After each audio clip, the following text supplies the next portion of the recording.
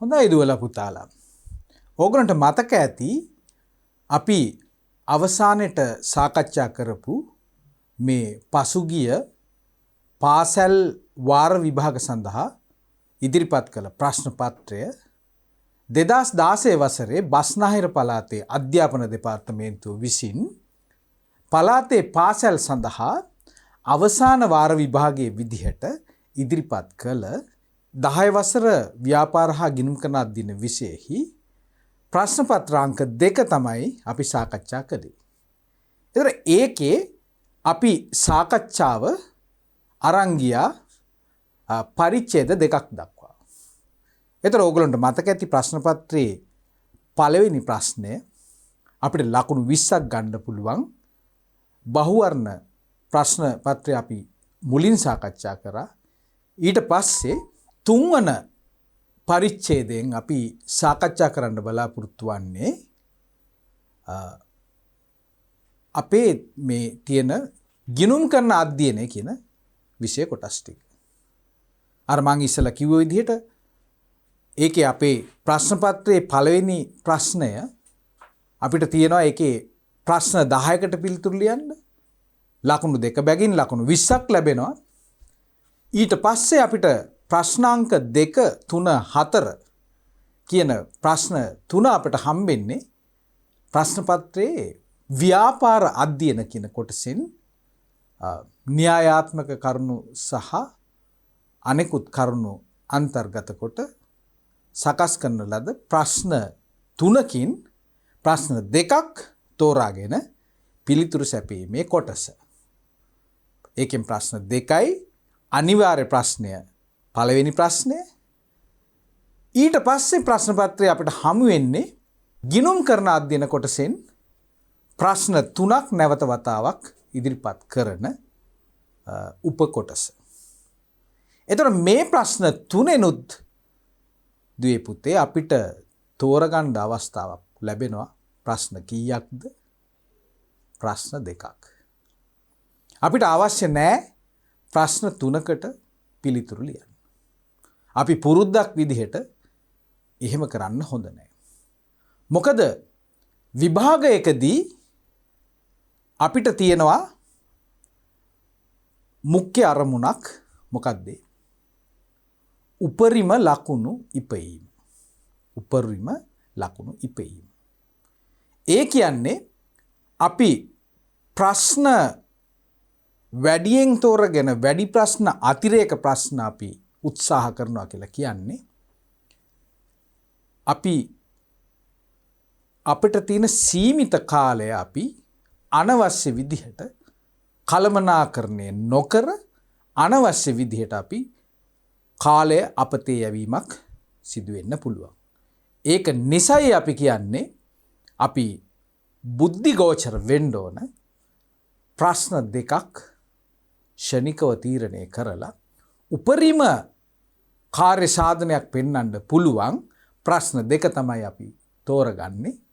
අපිට පුළුවන් දෙපාරක් විතර ඉතා වේගයෙන් මේ ප්‍රශ්න කියවලා තමාගේ දක්ෂතාවය උපරිම අයුරින් පෙන්වන්න පුළුවන් ප්‍රශ්න 2 තමයි අපි තෝරගන්නේ.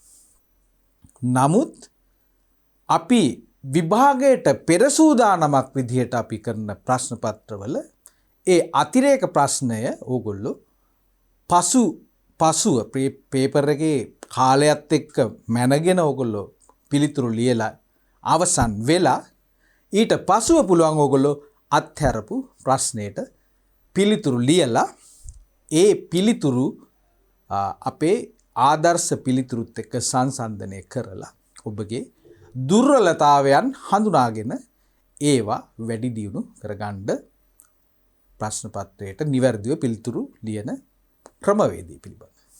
හොඳයි. ඒ පුංචි මතක් කිරීමත් සමග අපි එහෙමනම් ආරම්භ කරමු.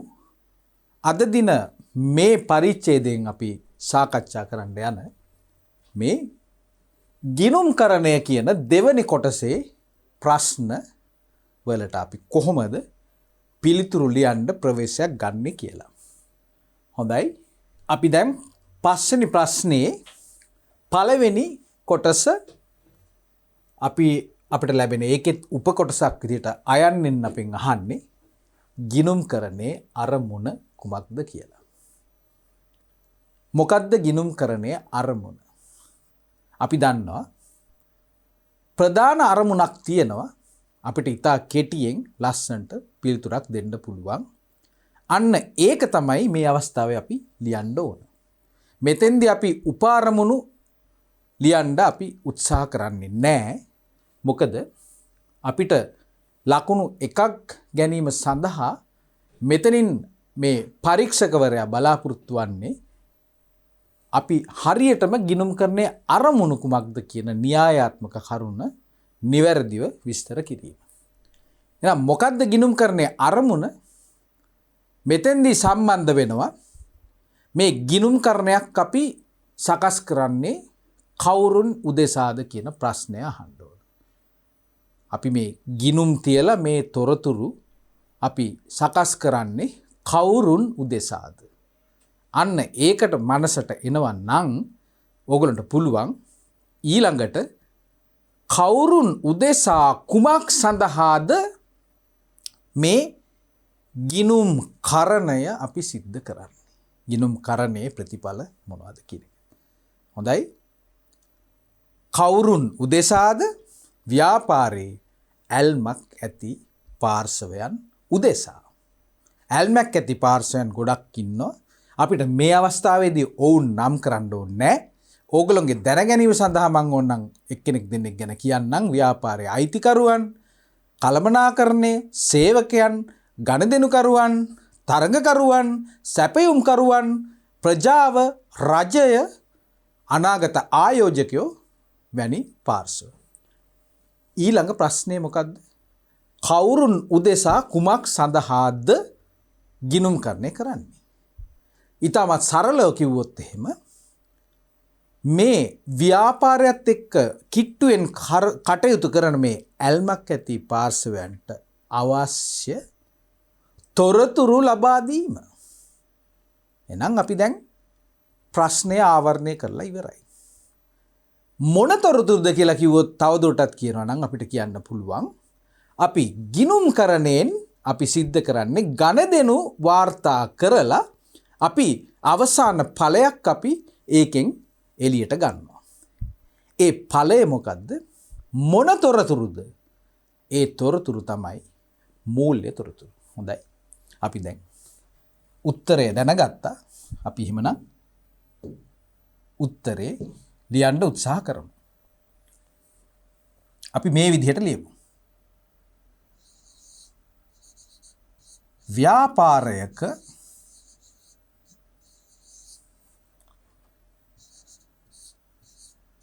ඇල්මක් ඇති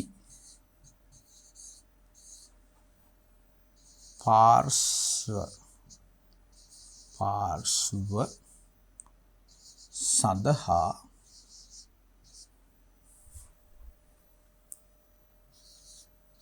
ව්‍යාපාරය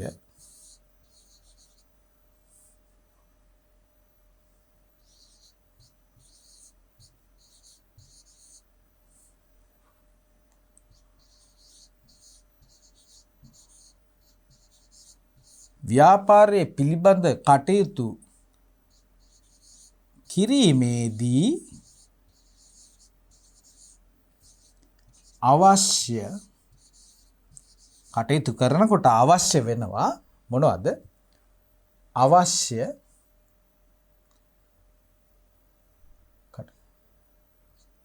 තීරණ ගැනීම උදෙසා මූල්‍ය තොරතුරු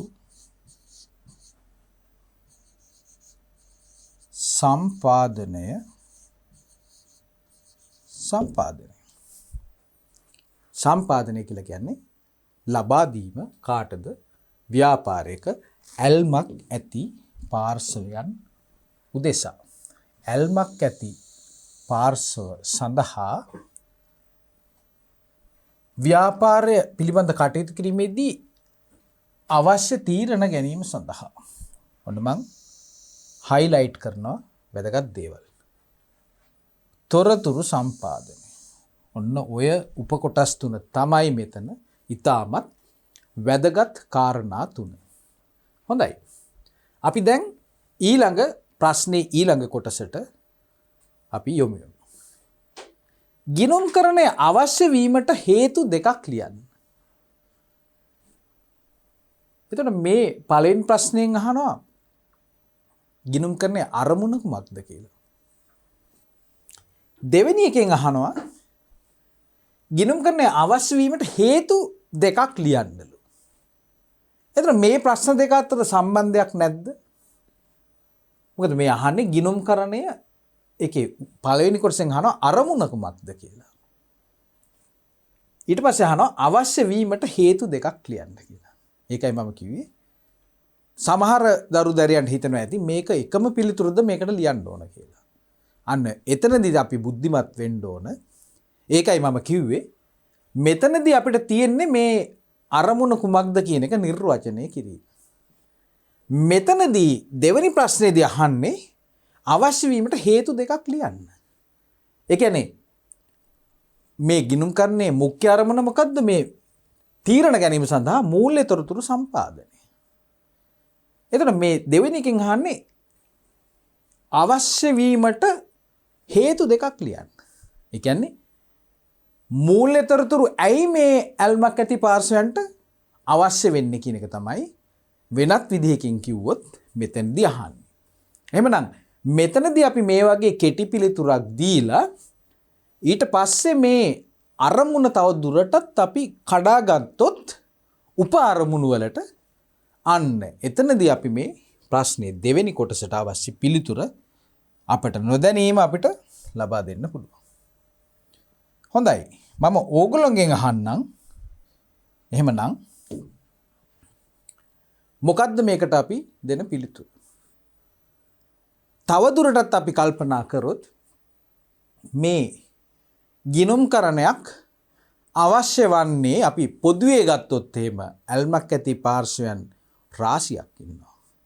අපි එකින් එක ගැන වෙනමම කතා කරන්නේ නැතුව අපි පොදුවේ සාරාංශගත කරන්න පුළුවන් නම් මේ එක් එක් ඇල්මක් ඇති පාර්ශවයන් සාමාන්‍යයෙන් මේ තොරතුරු වලින් අපි සොයා බලන්නේ එහෙම නැත්නම් ඉටු කරගන්නේ කුමන අවශ්‍යතාවයක්ද කියන කරුණු ටික තමයි අපි මෙතන සාරාංශගත කරගන්න ඕන. නිසා අපි බලමු මොනවද මේ ගිණුම්කරණයේ තියෙන උප අරමුණු කියලා. එහෙනම් හේතු කියලා කියන්නේ උප අරමුණු දෙකක් අපිට ලියන්න පුළුවන් නම් අපිට පුළුවන් මේ ලකුණ පහසුවෙන්ම උපයන්න. හොඳයි. අපි හිතුවොත් ගිණුම්කරණය ඇයි අවශ්‍ය වන්නේ? අපි දන්නවා මේ ව්‍යාපාරයක් කියලා කියන්නේ යම්කිසි ප්‍රධාන ව්‍යාපාරික අරමුණක් ඉෂ්ට කර ගැනීම සඳහා කරන ආර්ථික කටයුත්තක්. එහෙමනම් කාටද මේ ව්‍යාපාරය අයිති? අයිතිකරුවන්ට. අයිතිකරුවෝ විතරක් නෙමෙයි තවත් බොහෝ අය උනන්දු වෙනවා මේ ව්‍යාපාරය ලාභයක් ලබන ව්‍යාපාරයක්ද කියලා දැනගන්න. ඒ විතරක් නෙමෙයි ලාභයක් ලබනවාද කියන එක සොයන අතරතුර මේ ව්‍යාපාරය අනාගතයේ දිගටම ක්‍රියාත්මක වෙන ව්‍යාපාරයක් විදිහටද මේකේ තත්ත්වය තියෙන්නේ කියලා. ඒකට අපි මොකද්ද කියන්නේ? මූල්‍ය තත්ත්වය. නැත්නම් මේ ව්‍යාපාරේ නුදුරේ බංකොලොත් වෙන ව්‍යාපාරයක්ද? එහෙම නැත්නම් ඊටමත් හොඳින් විශ්වාසයෙන් කටයුතු කරගෙන ඉදිරියට යන ව්‍යාපාරයක්ද කියන්නේ. ඕක අපිට ඊටමත් කෙටියෙන් ලියන්න පුළුවන්. මොකද්ද? ව්‍යාපාරයේ ලාභදායීත්වය සහ මූල්‍ය තත්ත්වය. බංකොලොත් භාවය කියන්නේ ඒකට කරන පරීක්ෂණය තමයි මූල්‍ය තත්ත්වය. අපි කෙටියෙන් ලියමු පළවෙනි අරමුණ එහෙමනම්. ව්‍යාපාරේ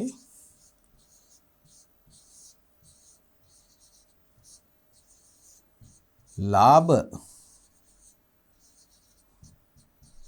දායිත්වය සහ මූල්‍ය තත්වය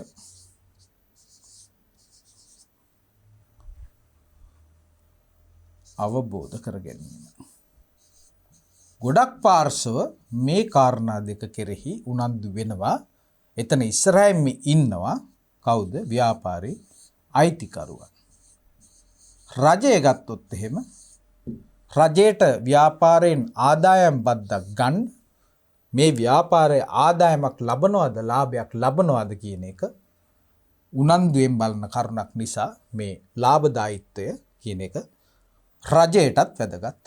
ඒ වගේම අනෙකුත් සැපයම්කරුවන් තරඟකරුවන්ටත් මේක වැදගත් තොරතුරක්. හොඳයි. අපි තවත් කාරණයක් ගැන ලියමු. මොකද්ද? ලාභදායීත්වය සහ මූල්‍ය තත්ත්වය අවබෝධ කර ගැනීම. ඊට පස්සේ අපිට කියන්න පුළුවන්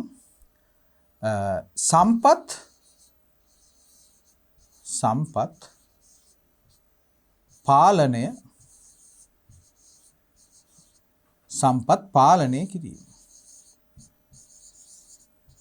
ආදායම් වියදම් තත්ත්වය බලලා අපිට ව්‍යාපාරයේ කාර්යක්ෂම තත්ත්වයකට පත් කරන්න පුළුවන්. ඒක නිසා තමයි මම කියන්නේ මේ මූල්‍ය තොරතුරු දිහා බලලා අපිට පුළුවන් ව්‍යාපාරය නිවැරදි දිශානතියට යොමු කරන්න. ඊළඟ කරුණ 3 ගනුදෙනු අතපසු වීම නිසා. ගනුදෙනු අතපසු වීම එහෙම නැත්නම් පොත්පත් වලින් මගහැරීම. අතපසු වීම පොත් වලින්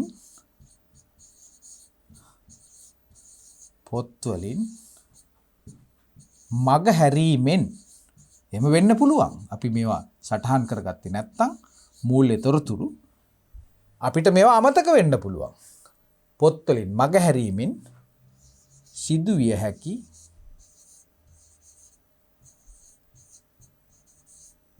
අලාභ මගහැරීම. එහෙම දෙයක් අපි වෙන්න දෙන්නේ නැහැ. අපි සියලුම ගනුදෙනු අපි ගිණුම් ගත කළොත්. ඊට පස්සේ අපිට කියන්න පුළුවන් නීතිමය අවශ්‍යතාවයන් සඳහා මං කෙටියෙන් ලියන්නම් ආදායම් බදු. කවුද ආදායම් බදු එකතු කරන්නේ? ආදායම් බදු එකතු කරන්නේ රජය කියන ඇල්මක් තියෙන පාර්ශවය. ඒ නිසා ඒගොල්ලෝ නියම කරනවා ව්‍යාපාරයේ ගිණුම් සකස් කරලා මූල්‍ය ප්‍රකාශන සකස් කරලා ඒකේ පිටපතක් ආදායම් බදු දෙපාර්තමේන්තුවට වර්ෂයකට වරක්වත් ඉදිරිපත් කරන්න කියලා. අවසාන වශයෙන් අපිට පුළුවන් කියන්න ඉදිරි ව්‍යාපාර කටයුතු සැලසුම් කිරීම.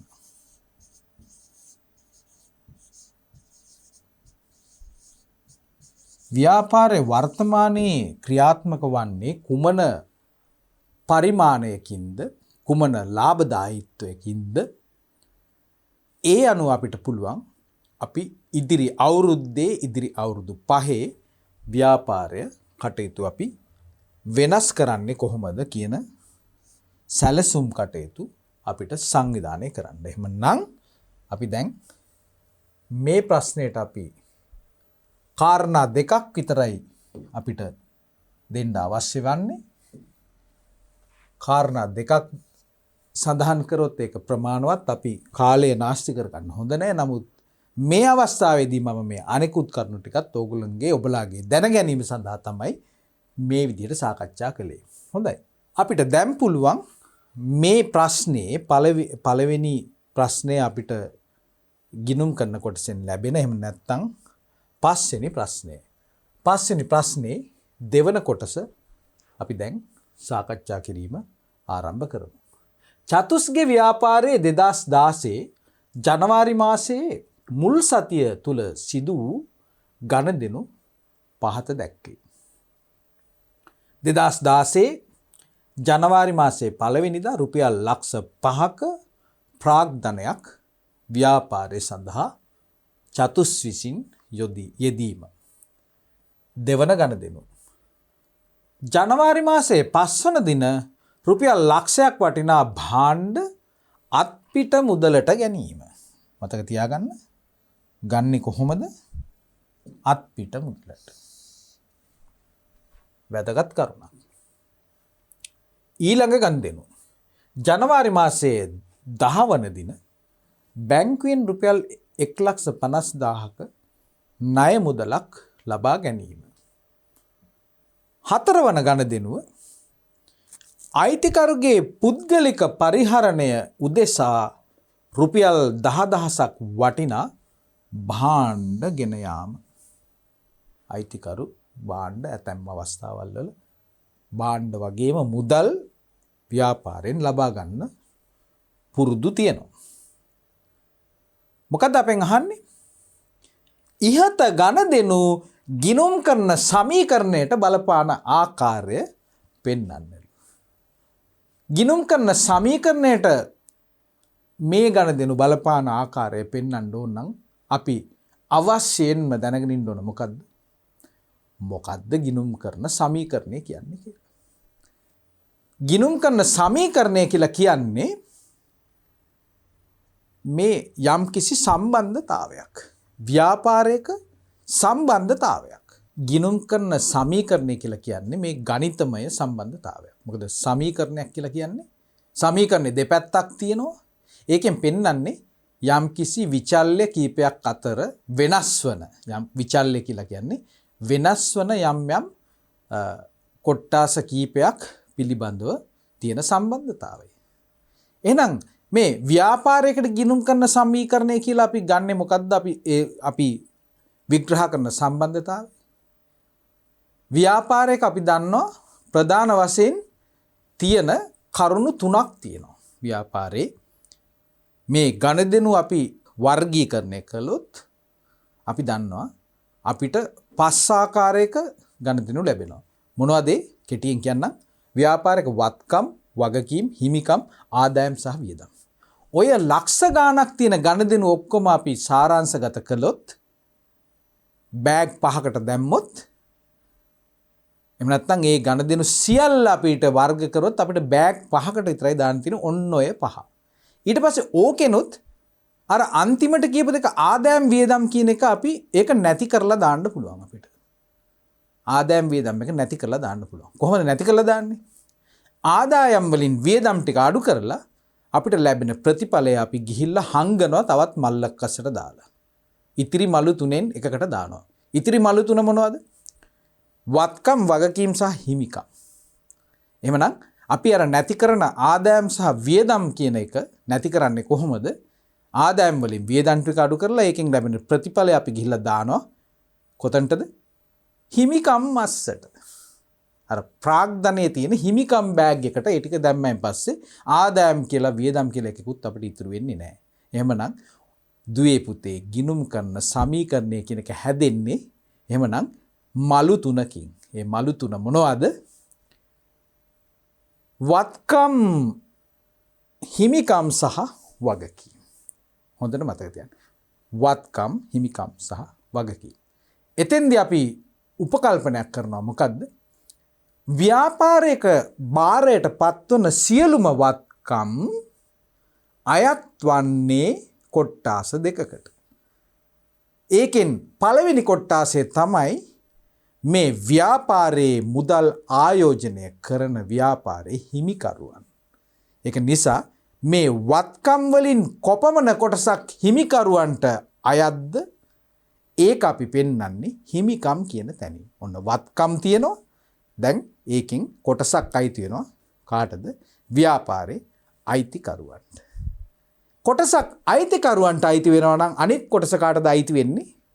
ව්‍යාපාරයට ණය ආකාරයෙන් වත්කම් ගැනීම සඳහා මූල්‍යමය සම්පාදනය කරපු අනෙකුත් පාර්ශවයන් කවුද? බැංකු වැනි මූල්‍ය ආයතන, සැපයුම්කරුවන් ණය ආකාරයෙන් භාණ්ඩ දීලා තියෙනවා නම් එහෙම නැත්නම් අපි වෙනත් අපේ වගකීම් තියෙනවා නම් අපිට ණයට භාණ්ඩ එහෙම නැත්නම් මුදල් දීලා ඒ අනෙකුත් ණයකරුවන් ඒගොල්ලෝ අපි දාන්නේ වගකීම් කියන මල්ලට. මලු තුනයි වත්කම් තියනවා එක පැත්තකින්, අනිත් පැත්තෙන් ඒ වත්කම් ටික අයිති වෙන්නේ එහෙම නම් අයිතිකරුවන්ට සහ ණය හිමියන්ට. නම් වගකීම්. ඔන්න ඔය තුනයි තියෙන්නේ. එහෙනම් ගිණුම් කරන සමීකරණයෙන් තමයි අපි මේ ප්‍රශ්නෙට පිළිතුරු දෙන්නේ. එහෙනම් අපි බලමු මේ පුංචි ගණදෙනු ටික ගිණුම් කරන සමීකරණය ආශ්‍රයෙන් අපි කොහොමද පෙන්වන්නේ කියලා. අපි මුලින්ම කරමු මේකට අවශ්‍ය පිළිතුරු දෙන්න අපි ගිණුම් කරන සමීකරණය අපි ඉස්සෙල්ලම මෙන්න මේ ආකාරයෙන් ලියාගමු. මෙන්න මේ වගේ ටේබල් එකක් ගහගත්තොත් අපිට පුළුවන් ඉතාමත් පහසුවෙන් පැහැදිලිව මේකට උත්තර දෙන්න. මේ ප්‍රශ්නෙට. හොඳයි. එhmenan මම මේ පළවෙනි තීරුව භාවිතා කරන්නේ මොකටද? ගිණුම් කරන සමීකරණය කියන්නේ මොකක්ද කියන එක පෙන්වන්න. මම ඔයගලන්ට කිව්වා ගිණුම් කරන සමීකරණය ඇතුලේ තියෙන්නේ විචල්‍යයන් තුනක් කියලා. එහෙම නැත්නම් සම්බන්ධතාවයක් තමයි පෙන්වන්නේ. ව්‍යාපාරයේ තියෙන වත්කම් කාටද අයත් වෙන්නේ කියන එක තමයි ගිණුම් කරන සමීකරණයෙන් සිද්ධ වෙන්නේ. එහෙනම් අපි මුලින්ම මුල් තීරුවේ අපි බලමු ගිණුම් කරන සමීකරණය කියන එක පෙන්වන්න. ගිණුම් කරන සමීකරණය. එහෙනම් අපි ලියමු මෙන්න මේ විදිහට.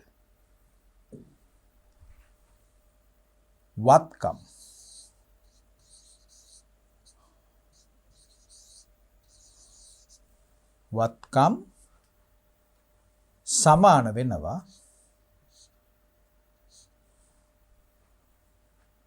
හිමිකම්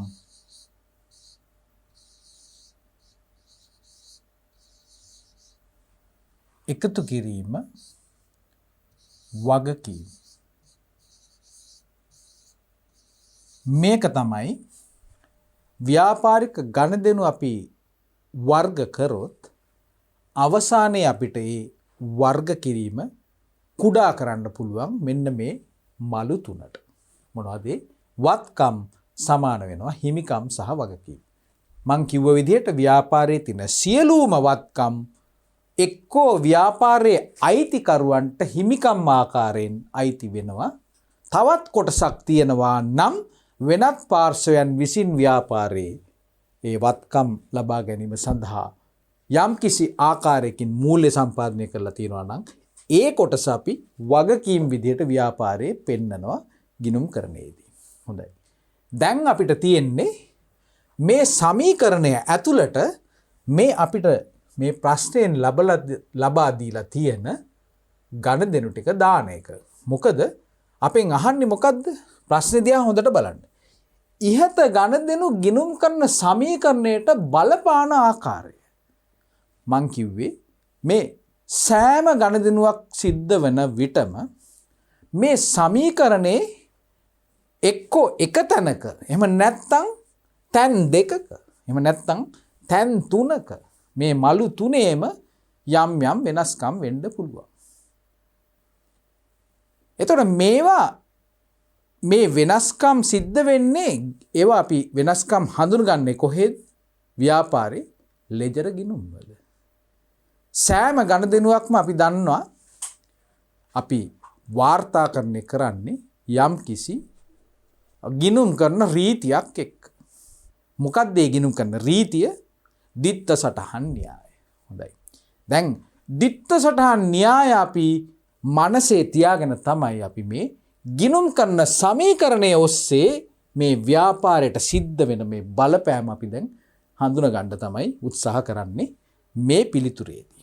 එහෙමනම් අපි අරගමු පළවෙනි ගණදෙනුව මොකක්ද කියලා. මේ වගේ ගිණුම් කරන සමීකරණයක් තියෙනකොට මෙන්න මේ ජනවාරි මාසේ පළවෙනිදා ලක්ෂ 5ක ප්‍රාග්ධනයක් අයිතිකරු විසින් ආයෝජනය කරනවා නම් ව්‍යාපාරේ ඒක කොහොමද මේ ගිණුම් කරන සමීකරණයට බලපාන්නේ? ඔහු මොකද්ද කරන්නේ? ප්‍රාග්ධනය කියන එක අපි මෙතෙන්දී උපකල්පනය කරනවා. ඔහු ආයෝජනය කරන්නේ මොනවද? මුදල්. මුදල් ටිකක් ගෙනල්ලා ව්‍යාපාරයට ඇතුළට දානවා. ඒක එක්කෝ අපි බැංකු ගිණුමක තැන්පත් කරනවා. එහෙම නැත්නම් ව්‍යාපාරේ මුදල් ගිණුමට මේ වත්කම එකතු කරනවා. එහෙනම් මුදල් කියලා කියන්නේ මොකද්ද? මුදල් කියලා කියන්නේ වත්කමක්. මොකද ඒකට අනාගතයේ ඉපෙීමේ හැකියාවක් සහ පාලනය කිරීමේ හැකියාවක් තියෙන නිසා. අතීත ගනුදෙනුවක ප්‍රතිඵලයක් වන නිසා. එමනම් මුදල් ව්‍යාපාරයට යොදවනවා කියලා කියන්නේ ගිණුම් කරන සමීකරණයේ කුමන තැන්වලටද මේක බලපාන්නේ. වත්කමක් විදිහට අපි මෙතෙන්දී හඳුනගමු මොන වත්කමද? වත්කමක් එකතු වෙනවා. ඒ පළවෙනි වත්කම තමයි මුදල්. මුදල් කියන වත්කම එකතු වෙනවා. කීයක්ද එකතු වෙන්නේ? වත්කම අඩු වෙනවද වැඩි වෙනවද? කීයක්ද ගාන? උඩින් බලාගන්න. රුපියල් ලක්ෂ 5ක ප්‍රාග්ධනයක් ව්‍යාපාරයට යොදවනවා කියලා කියන්නේ ව්‍යාපාරයේ මුදල් කියන වත්කම ඉහළට යනවා. ඉහළට යන නිසා මම ඒක පෙන්නනවා එකතු කිරීමේ ලකුණක් දාලා. ඔන්න රුපියල් ලක්ෂ 5ක් ව්‍යාපාරයේ වත්කම් ලක්ෂ 5කින් ඉහළට යනවා. මක් නිසාද යත් ව්‍යාපාරයට මුදල් ගෙනල්ලා දැම්ම නිසා දැන් මේ මුදල් කියන වත්කම අයිති ව්‍යාපාරයට නිසා ව්‍යාපාරයේ පැත්තෙන් එයාගේ වත්කම් ඉහළට යනවා රුපියල් ලක්ෂ 5කින්.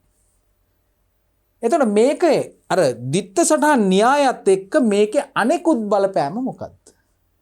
ගිණුම් කරන සමීකරණය ඔස්සේ හිතුවොත් එහෙම මේ ලක්ෂ 5 කාටද අයිති? මං කිව්වා කොට්ටාස දෙකක් ඉන්නේ කියලා අයිතිකරුවෝ සහ ණයකරුවෝ. එහෙමනම් මේක අයිති වෙන්නේ කාටද? අයිතිකරුවන්ට. අයිතිකරුවන්ට හම්බෙන අයිතිය අපි පෙන්වන්නේ මෙන්න මේ හිමිකම් යටතේ. ඒක නිසා මතක තියාගන්න මේකට අපි කියමු අපි ප්‍රාග්ධනය කියලා. මොකද්ද? මේ හිමිකම අපි මේ අවස්ථාවේදී අපි හඳුනගන්නේ ප්‍රාග්ධනය කියලා. හරි? එහෙනම් ප්‍රාග්ධනය යටතේ ලක්ෂ 5ක් අපි අයිතිකරුවන්ගේ අයිතිය අපි වැඩි කරලා දානවා. දැන් බලන්න ගිණුම් කරන සමීකරණයට ඒක සමතුලිත වෙලා තියනවාද කියලා. මොකද ව්‍යාපාරික වත්කම් සමාන වෙන්න ඕනේ හිමිකම් සහ වගකීම් එකතු කරයින් පස්සේ එන උත්තරයට. එහෙමනම් වත්කම් සමානයි ලක්ෂ 5යි හිමිකම් කීයද? ඒත් ලක්ෂ 5යි වගකීම් කිසිවක් තාම නොමැත. එහෙනම් ලක්ෂ 5ට ලක්ෂ 5 සමානයි. අපි හරියට මේ සම්බන්ධතාවයේ බලපෑම අපි ව්‍යාපාරයේ හඳුනගෙන තියෙනවා. එහෙමනම් අපිට දැන් තියෙන්නේ දෙවන ගනුදෙනුවට යන්න. ජනවාරි මාසේ 5 වෙනි දින ලක්ෂයක් වටිනා භාණ්ඩ අත්පිට මුදලට ගන්නවා. ඔන්න තවත් ගනුදෙනුවක් සිද්ධ වෙනවා. ගනුදෙනුව සිද්ධ වෙන විට ගිණුම් කරන සමීකරණයට වන බලපෑම තමයි අපෙන් අහන්නේ. මුදල් දීලා අපි භාණ්ඩ තොග ගන්නවා නම් භාණ්ඩ විකිණීම සඳහා ගන්න එක. එhmenan මොකද්ද සිද්ධ වෙන්නේ? අලුතෙන් වත්කමක් ව්‍යාපාරයට එකතු වෙනවා. මොකක්ද ඒ වත්කම? මොකක්ද ඒ වත්කම? භාණ්ඩ තොග. භාණ්ඩ තොග කියලා අපි කියමුකෝ. හරි? තාම අපි විකුණලා නැහැ. ඒක වත්කමක් විදියට ව්‍යාපාරේ එකතු වෙනවා. එහෙමනම් කීයකින්ද රුපියල් ලක්ෂයකින්. එහෙමනම් මේ තියෙන්නේ අපේ දෙවන ගනුදෙනුව අපි ඊළඟ පේලියෙන් අපි ලියමු. මොකද්ද? කීයක් වටිනා රුපියල් ලක්ෂයක් වටිනා භාණ්ඩ ගන්නවා. එහෙමනම් අපි දැන් හඳුනාගත්තා භාණ්ඩ තොග ව්‍යාපාරයට පිටින් අරන් එන නිසා ව්‍යාපාරයට අලුතෙන් වත්කමක් එකතු වෙනවා. කීයක්ද? රුපියල් ලක්ෂයක භාණ්ඩ තමයි මිලදී ගන්න. දැන් පොඩ්ඩක් කල්පනා කරන්න දැන් හරිද ගිණුම් කරන සමීකරණයට වෙච්ච බලපෑම? දැන් මේ භාණ්ඩ තොග ව්‍යාපාරයට එකතු වුණාට තව දෙයක් සිද්ධ වෙනවා. ඒක තේරෙනවද? ඒක මොකද්ද කියලා මතකද? මොකද්ද? මේක කියන්නේ මොනවද? ලක්ෂයක් වටිනා භාණ්ඩ අත්පිට මුදලට ගැනීම. කවුද මුදල් දෙන්නේ? මුදල් දෙන්නේ මේ ව්‍යාපාරයේ මුදල් බාරව ඉන්න ගණකාධිකාරීවරයා. කාගේ සල්ලිද දෙන්නේ? මෙන්න මේ ලක්ෂ 5 ඇතුලේ තියෙන සල්ලි වලින් ලක්ෂයක් අරගෙන තමයි මේ භාණ්ඩ ටික විකුණන්නේ. එතකොට මොකද්ද එහෙමනම් මේ ගණදිනුවේ ද්විත්ව සටහන? මුදල් බැර වෙනවා. මුදල් බැර වෙනවා කියලා කියන්නේ මොකද්ද? මුදල් කියලා කියන්නේ වත්කම් ගිණුමක්. වත්කම් ගිණුමක් බැර වෙනවා කියලා කියන්නේ වත්කම අඩු වෙනවා. එහෙමනම් මොකද්ද සිද්ධ වෙන්නේ? මුදල් කියන වත්කම ලක්ෂයකින් අඩු වෙනවා. එතන මොකද්ද සිද්ධ වෙලා තියෙන්නේ? එක වත්කමක් ලක්ෂයකින් ඉහළට යන විට තව වත්කමක් ලක්ෂයකින් පහළට යනවා. හැබැයි වත්කම් අපි මේ අවස්ථාවේදී කඩාගෙන තියෙනවා මුදල් සහ භාණ්ඩ තොග කියලා. ගණදෙනු සිද්ධ වෙන්න විවිධාකාරයේ වත්කම් ව්‍යාපාරයේ ගොඩ නැගෙනවා. සමහර වෙලාවට යන්ත්‍ර සූත්‍ර විදියට එහෙම නැත්නම් ස්ථාවර වත්කම් විදියට තියෙන්න පුළුවන්. ජංගම වත්කම් තියෙන්න පුළුවන්. භාණ්ඩ තොග, ණය ගැතියෝ, මුදල් මේ වගේ දේවල්. ඉදිරියට කළ ගෙවීම් මේ වගේ විවිධාකාරයේ වත්කම් ව්‍යාපාරයක තියෙනවා. ඒක නිසා මේ ගණදෙනුවේ ඒ බලපෑම කුමන වත්කම් වලටද සිද්ධ වෙන්නේ කියන එක අපි මෙතනදී නිවැරදිව හඳුනාගෙන තියෙනවා. එතන මේ පැත්තට කිසිම බලපෑමක් නැහැ. දැන් අපි බලමු එහෙමනම් තුන්වන ගණදෙනුව. මොකද තුන්වන ගණදෙනුව 1.10 දින බැංකුවෙන් රුපියල් 1,50,000ක ණයක් ගන්නවා. දැන් ඔන්න ද්විත්ව සටහන් රීතියත් එක්ක කල්පනා කරන්න මේකෙදි කුමන ගිණුම් වලද වෙනසක් ඇති වෙන්නේ කියලා. ඒ ගිණුම් අයිති වෙන්නේ වත්කම් ගණයටද, හිමිකම් වලටද, වගකීම් ගණයටද? මොකද මෙතන සිද්ධ වෙන්නේ? 1,50,000ක ණයක් ගන්නවා. ණයක් ගත්තොත් මොකද්ද කරන්න ඕන? කවදා හරි ණයක් ගෙවන්න ඕන. ණයක් ගෙවන්න තියනවා කියලා කියන්නේ මොකද්ද? අපිට වගකීමක් බිහි වෙනවා. ඇයි ඒ? අපි දන්නවා මේ ණය කවදා හරි අපි ගෙවන්න ඕන කියලා. ඒක නිසා මේ ණය ගත්ත ගමන් අපි පොත්වල ලියනවා අහවල් බැංකුවට අපි කීයක්ද 1,50,000ක් ගෙවන්න තියනවා කියලා. එතකොට මේ සල්ලි ටික ව්‍යාපාරයට වත්කමක් බවට පත් වෙනවා. මුදල් විදියට මුදල් ලැබෙනවා. ඒක කාටද අයිති? අයිතිකරුවන්ටද එහෙම නැත්නම් මේ වගකීම් ගණයටද? මං කිව්වා ණයක් ගත්තොත් ණය දෙන අය අපේ ණය ගෙවීම බලාපොරොත්තු වන කට්ටිය. ඒගොල්ලෝ අපි දාන්නේ වගකීම් ගණයට. එහෙමනම් තුන්වන ගණදෙනුව අපි ලකුණු කරන්නේ කොතනද? වගකීම් යටතේ. ඒ රුපියල් ලක්ෂය අයිති වෙන්නේ කාටද? වගකීම් ගණයට 1,50,000යි. අපි දැන් මේ එක පැත්තක් විතරයි තාම සටහන් කරේ. ඒ මොකද්ද? වගකීමක් වැඩි වුණා. වගකීමක් වැඩි වෙනවා විතරක්ද? නෑ. මේ වගකීම ඇති වෙනවත් එක්කම මේ සල්ලි ටික ව්‍යාපාරයේ මුදල් ශේෂයට එකතු වෙනවා. මුදල් කියලා මුදල් ගිණුමක් තියෙනවා. මේ සල්ලි ටික ඇවිල්ලා මුදල් වලට එකතු වෙනවා. ණයක් ගන්නවා කියලා කියන්නේ ලාච්චුවට අලුතෙන් සල්ලි ටිකක් වැටෙනවා. වත්කමක් වර්ධනය වෙනවා. එහෙමනම් ඕගොල්ලන්ට පේනවා මේ ගණදෙනුවේදී ගිණුම් කරන සමීකරණේ සමාන ලකුණෙන් වම් පැත්තට සහ සමාන ලකුණෙන් දකුණු පැත්තට මේ මූලික බෑග් දෙකක වෙනස්කම් ඇති වෙනවා. එකක් තමයි වගකීමකුත් වෙනස් වෙනවා. අනිත් පැත්තෙන් වත්කමකුත් වෙනස් වෙනවා. එhmenan 1,50,000ට 1,50,000 සමානයි. එතකොට අපේ ද්විත්ව සටහන් සම්පූර්ණ වෙලා තියෙනවා. අපි ඊළඟ ගණදෙනුව හඳුනා ගමු. රුපියල් 10,000ක් වටිනා භාණ්ඩ ගැනිලි. අපි න්‍යායාත්මක කරුණු සාකච්ඡාවේදී ඉගෙන ගත්තා භාණ්ඩ ගන්නවා කියලා කියන්නේ මොකද්ද? ව්‍යාපාරයේ හිමිකම අඩුවීමක් සිද්ධ වෙනවා.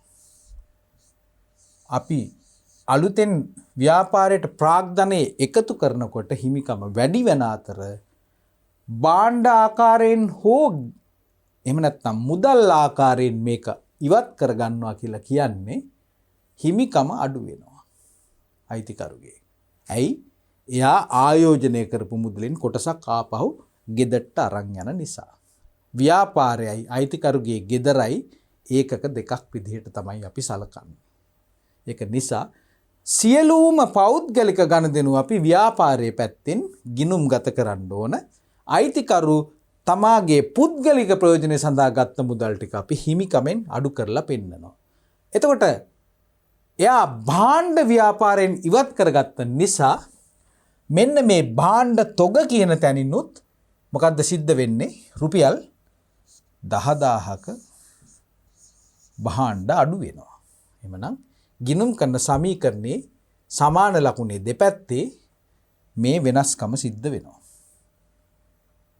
දැන් බලන්න අපි සියලුම ගනුදෙනු ටික මෙන්න මේ ආකාරයෙන් අපි ගිණුම් කරන සමීකරණය ඔස්සේ අපි හඳුනගත්තා.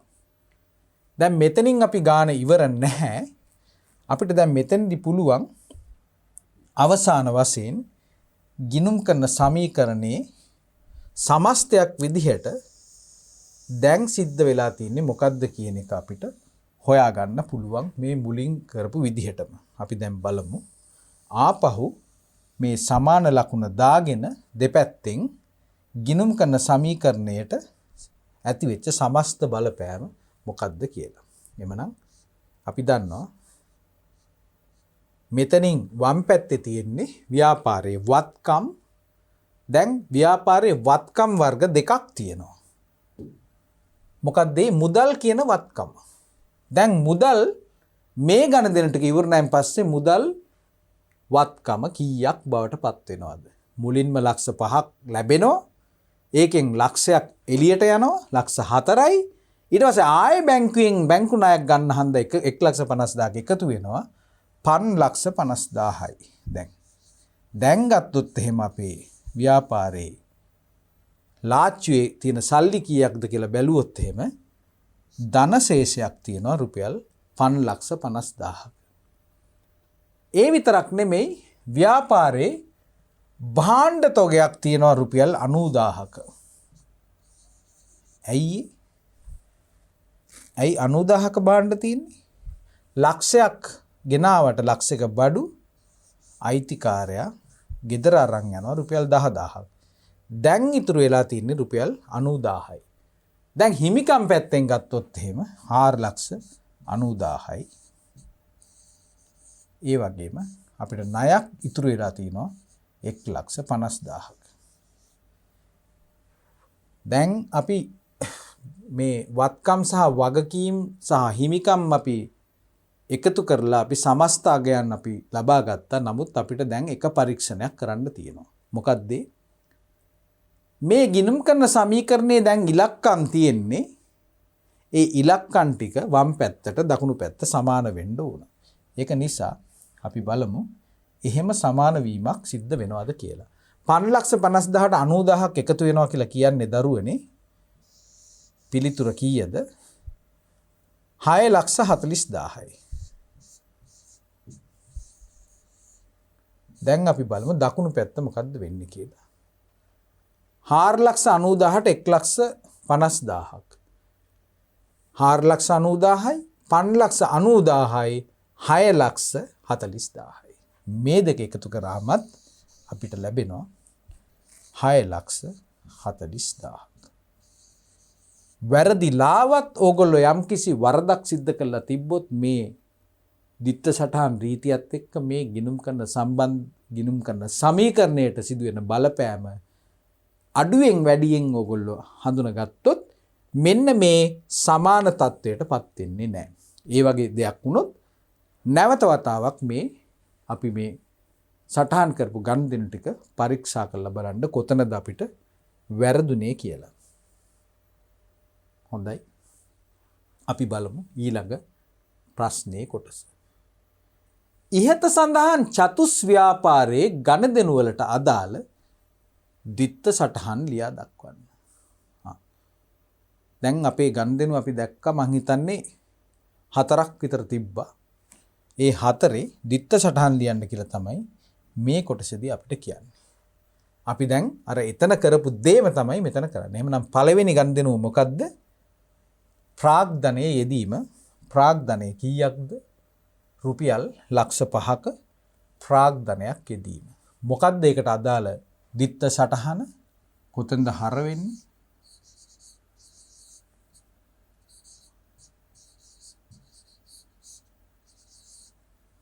මුදල් ගිණුම හර කීයක්ද? ලක්ෂ 5යි. මොකද්ද බැර වෙන්නේ? අපි කිව්වා ප්‍රාග්ධනය කියලා. හිමිකම මේ අවස්ථාවේදී අපි හඳුනගන්නේ ප්‍රාග්ධන විදිහට. කීයක්ද? ප්‍රාග්ධන ගිණුම තමයි බැර වෙන්නේ රුපියල් ලක්ෂ 5යි. එහෙමනම් පළවෙනි ගණදෙනුවට අදාළ දිත්ත සටහන අපි මේ ආකාරයෙන් අපි හඳුනගන්නවා. එහෙමනම් දෙවන ගණදෙනුව මොකක්ද? අපි දැක්කා රුපියල් ලක්ෂයක් වටිනා භාණ්ඩ අත්පිට මුදලට ගැනීම. එහෙම නේද? එහෙමනම් භාණ්ඩ ගන්නකොට අපි හර කරනවා ගැනුම් ගිණුම. ඒක තමයි පස්සේ තොග ගිණුම කියලාත් කියන්නේ. ගැනුම් ගිණුම හර කීයක්ද? රුපියල් ලක්ෂයයි. රුපියල් ලක්ෂයයි. මුදල් ඒකකය. කුමන ගිණුමක්ද බැර වෙන්නේ? මුදල් ගිණුම බැර. මුදල් අඩු වෙනවා. මුදල් කියන වත්කම අඩු වෙනවා නිසා අපි ඒක මුදල් ගිණුම බැර කරනවා රුපියල් ලක්ෂයකින්. මේක තමයි දෙවන දිත්ත සටහන. අපි දැන් බලමු තුන්වන ගණදෙනුව. මං හිතන්නේ බැංකු ණය ලබා ගැනීම. 1,50,000ක බැංකු ණයක් ලබා ගැනීම තමයි අපේ ගණදෙනුව. එහෙමනම් මුදල් ගිණුමට මුදල් කියන වත්කම් ගිණුම වැඩි වෙනවා. වැඩි වෙනවා කියලා කියන්නේ වත්කම් ගිණුමක් රුපියල් 1,50,000යි. ඒ වගේම බැංකු ණය කියන ගිණුම. ඒක වගකීම් ගන්නේ ගිණුමක්. ඒ ගිණුම අපි බැර කරනවා රුපියල් 1,50,000කින්. හොඳයි. තුන්වන ගණදෙනුවත් අපි දිත්ත සටහන් මේ ආකාරයෙන් හඳුන ගන්නවා. ඊළඟ ගණදෙනුව. කුමක්ද සිද්ධ වෙන්නේ? අයිතිකරු පුද්ගලික පරිහරණය සඳහා 10,000ක් වටිනා භාණ්ඩ ඉවත් කරගන්නවා ව්‍යාපාරයෙන්. භාණ්ඩ ඉවත් කරගන්නවා. එමනම් අපි ගැනිලි ගන්නවා කියලා කියන්නේ අයිතිකරුගේ හිමිකම අපි අඩු කරනවා. එමනම් හිමිකම කියලා අපි දැන්ට පෙන්වන්නේ අයිතිකරුගේ ප්‍රාග්ධන ගිණුම. ඒක නිසා අපි මේක ගලපන්නේ කොතනටද? ප්‍රාග්ධන ගිණුම. සාමාන්‍යයෙන් ප්‍රාග්ධන ගිණුමේ තියෙන බැරශේෂයක් අයිතිකරුගේ අයිතිය වැඩි වෙනවා කියලා කියන්නේ ප්‍රාග්ධන ගිණුම හැම විටම බැර වෙනවා. නමුත් මේ ගැනීලි නිසා අයිතිකරුගේ අයිතිය අඩු වෙනවා. අඩුවීමක් අපි පෙන්වන්නේ ප්‍රාග්ධන ගිණුම හර කරලා කීයකින්ද? රුපියල් 10,000කින් අපි එයාගේ අයිතිය අඩු කරලා දානවා. ඒ කියන්නේ ප්‍රාග්ධන ගිණුම හර කරනවා. ඊළඟට කුමක්ද සිද්ධ වෙන්නේ? වත්කම් ගිණුමකත් අඩුවීමක් සිද්ධ වෙනවා. භාණ්ඩ තොග ඉවත් වෙනවා. සාමාන්‍යයෙන් වත්කමක් වැඩි වෙන විට වත්කම් ගිණුම හර වෙනවා. වත්කමක් අඩු වෙනවා කියන එක අපි හඳුනගන්නේ දිත්ත සටහන් රීතියත් එක්ක. වත්කම් ගිණුම අපි මොකද්ද කරන්නේ? වත්කම් ගිණුම බැර කරනවා. එහෙමනම් මේ අවස්ථාවේදී මොකද්ද? මේ ගැනුම් ගිණුමේ තියෙන අගය තමයි අපි අඩු කරන්නේ මෙතන මේ අවස්ථාවේදී. ගැනුම් ගිණුම අපි බැර කරනවා කීයකින්ද? රුපියල් 10,000කින්. ඔන්න අපි දිත්ත සටහන් එකිනෙක අපි හඳුනාගත්තා.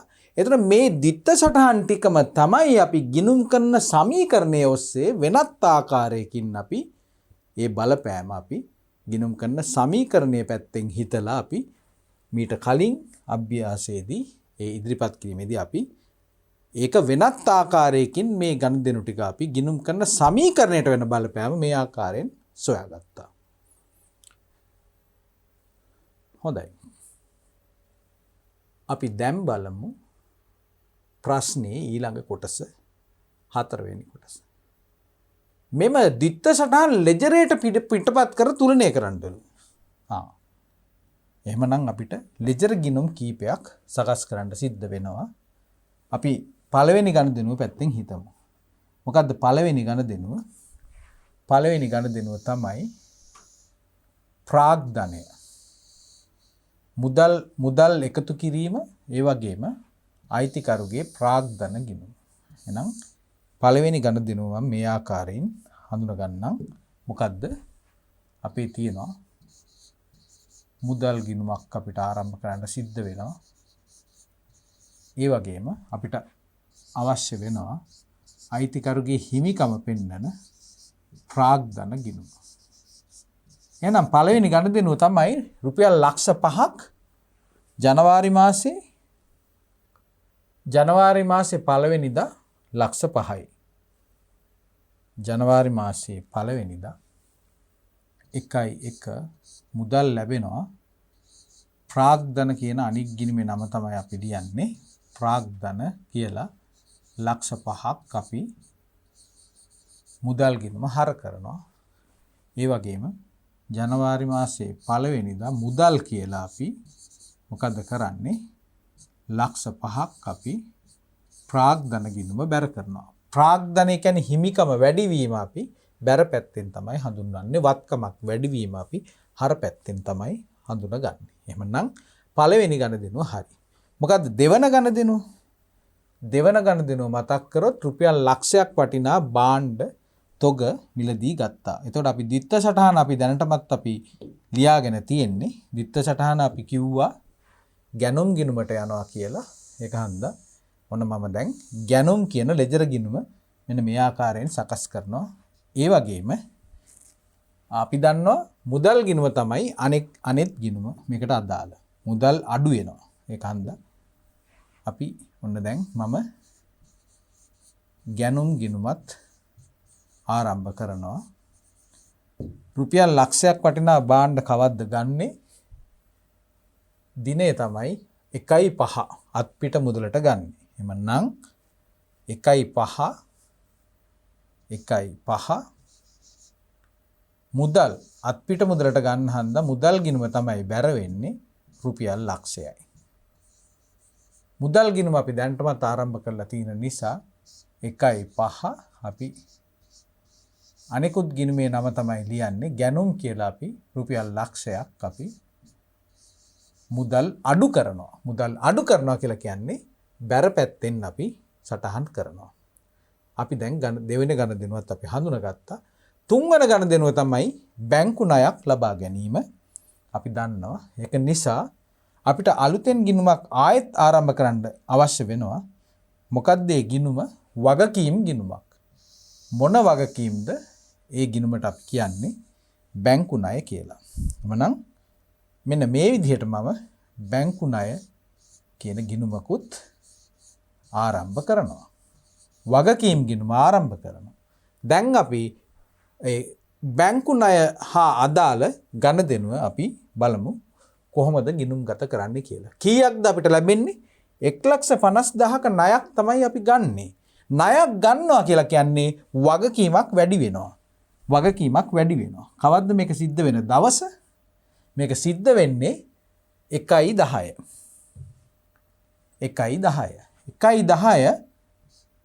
1.10 මොකද්ද සිද්ධ වෙන්නේ?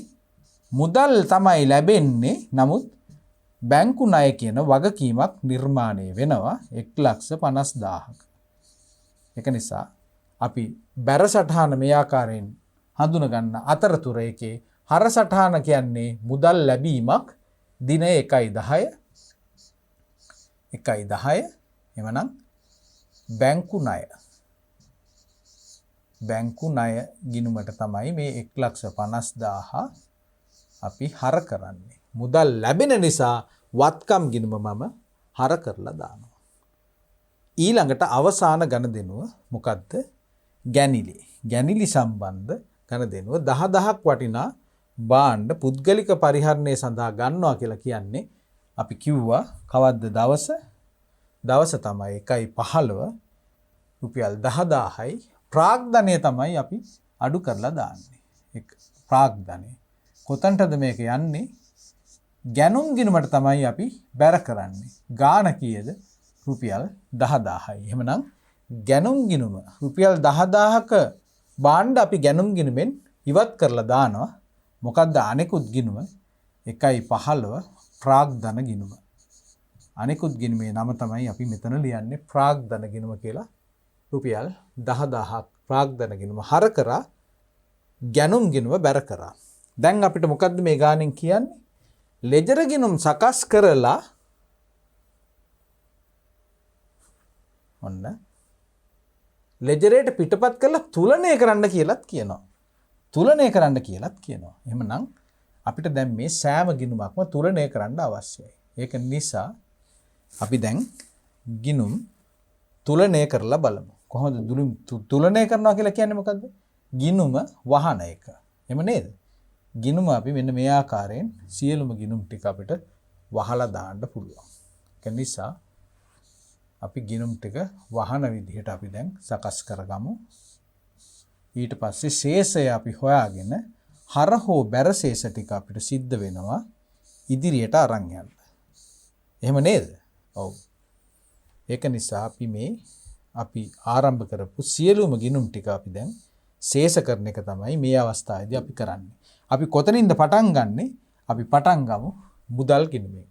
6,50,000ක් හර පැත්ත වැඩි. 6,50,000.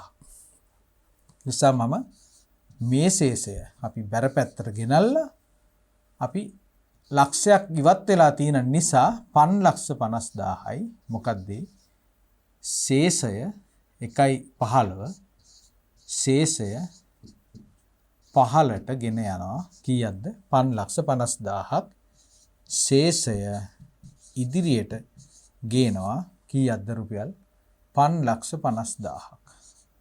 5,50,000ක්. හරිද බලන්න? 6,50,000යි ලක්ෂයක් බැර පැත්තේ තියෙන නිසා 5,50,000යි ශේෂය. මේ දෙක එකතුව නැවත වතාවක් 6,50,000යි. ඊළඟට අපි බලමු ගැනුම් ගිණුමේ ශේෂය කීයද කියලා. ගැනුම් ගිණුමේ ශේෂය දරුවනේ මේ පැත්ත තමයි වැඩි. රුපියල් ලක්ෂයයි 10,000ක් අයින් වෙනවා කියලා කියන්නේ ශේෂය කීයක්ද?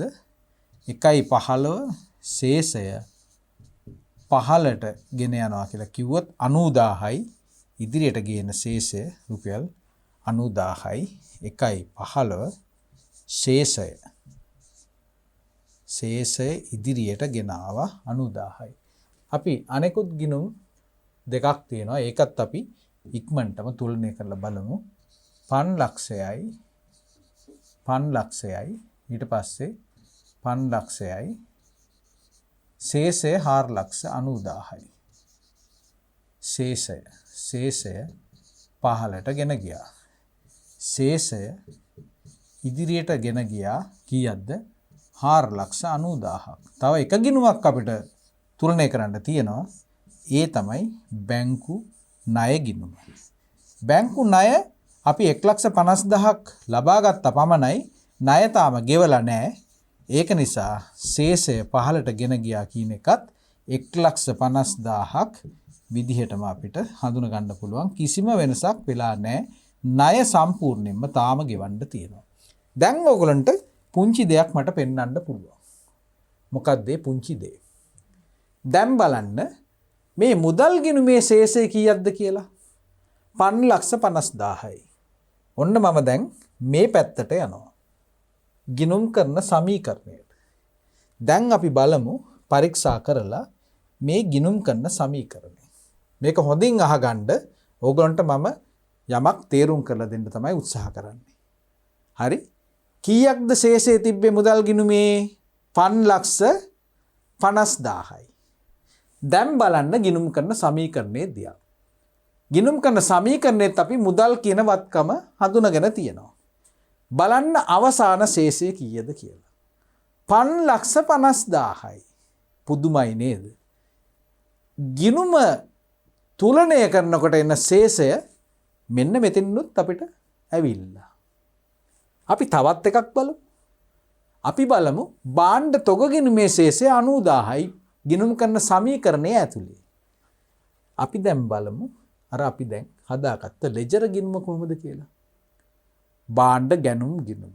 මෙන්න ශේෂය රුපියල් 90,000යි. පුදුමයි. ඒකත් සමාන වෙලා. අපි ප්‍රාග්ධන ගිණුමත් නිකමට බලමු. කීයද ශේෂය? රුපියල් 4,90,000යි. ප්‍රාග්ධන ගිණුම 4,90,000යි. බලන්න. එක පැත්තකින් ලෙජර් ගිණුමේ මේ ගන්දෙනු සටහන් කරනකොට තියෙන ශේෂ ටිකම ආශ්චර්යයක් විදිහට අපිට මේ ගිණුම් කරන සමීකරණේ මේ බලපෑම විදිහට මේ ගන්දෙනු හඳුනාගත්ත තැනත් එතනත් ඒක ගැලපෙනවා. මොකද්ද සිද්ධ වෙන්නේ? ඇත්තටම අපි මේ සියලුම ගණදෙනු දිත්ත සටහන් රීතිය ගැන කල්පනා කරලා තමයි අපි මේ ගිණුම් කරන සමීකරණයට ඇතුළත් කරගත්තේ. නමුත් ප්‍රායෝගිකව සිද්ධ වෙන සියලුම ගණදෙනු ව්‍යාපාරයක අපිට මෙන්න මේ වගේ දීර්ඝ ක්‍රමයකට ගිණුම් කරන සමීකරණයක් ඔස්සේ අපිට මේ වගේ අලුතෙන් ගිණුම් එකතු කරලා අපිට මේ දේ කරන්න බෑ, ප්‍රායෝගිකව කරන්න බෑ. ඒක නිසා තමයි අපේ ලූකා පැසියෝ ලිපියතුමා ඒකට අපිට වෙනම ක්‍රමවේදයක් අපිට යෝජනා කරලා අපි අද දින දක්වා භාවිතයට ගන්නේ මේ දිත්ත සටහන් ක්‍රමයට ලෙජර් ගිණුම් තියෙන ක්‍රමය. ඒක තමයි අපි මේ මූල්‍ය තොරතුරු සම්පාදනය කිරීම සඳහා අදටත් භාවිතා කරන ක්‍රමවේදය. ඒක නිසා ඒකට අදාළ ලෙජර් ගිණුම් සහ දිත්ත සටහන් අපි ඉගෙන ගත්තා. ඊට පස්සේ ලෙජර් ගිණුම් තියෙන හැටි, ඒක පියවන හැටිත් අපි මේ ගාන ඔස්සේ අපිට අධ්‍යයනය කරන්න පුළුවන් වුණා. හොඳයි. අපි එහෙමනම් මේ සාකච්ඡා කළේ අපේ ගිණුම් කරන කොටසේ කීවෙනි ප්‍රශ්නේද? 5 වෙනි ප්‍රශ්නේ. හොඳයි. එහෙමනම් අපි අද දින සාකච්ඡාව අපි මේන් අවසන් කරනවා. මේ කොටසේ ඉදිරි කොටස් ටික අපි තවත් පරිච්ඡේදයකින් අපි ඉදිරි ප්‍රශ්න දෙක සාකච්ඡා කිරීමේ බලාපොරොත්තු වෙන්නේ. එහෙනම් අපි නැවත වතාවක් ඉක්මනටම හමු වෙමු. ඒ ප්‍රශ්න දෙක සාකච්ඡා කරන්න අපේ 4 වන පරිච්ඡේදයේ ඔස්සේ.